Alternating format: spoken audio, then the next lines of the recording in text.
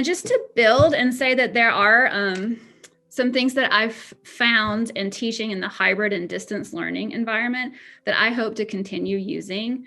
The gizmos also have a little, I don't know, I would call it a step up, a kind of a deeper thinking, a more critical thinking example of the labs in their STEM cases.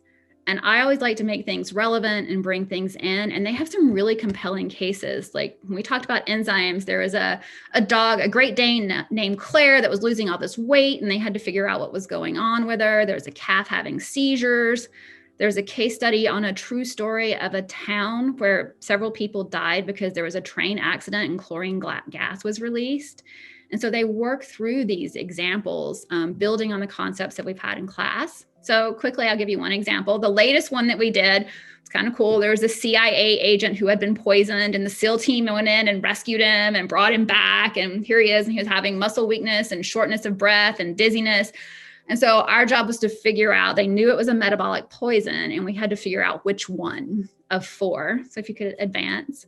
So here, there's a nice little backstory where they watch this video of the rescue, and then they get a tissue sample. And we're talking about cellular respiration, but this brings it to them in a different way. You're looking at not just how the process works, but what happens when it's poisoned or it's perturbed. And they have to really think about how it works and what's changed. And so it starts with some data collection and analysis, and they make predictions, all of which are connecting to the concepts that we've talked about in class. Next slide.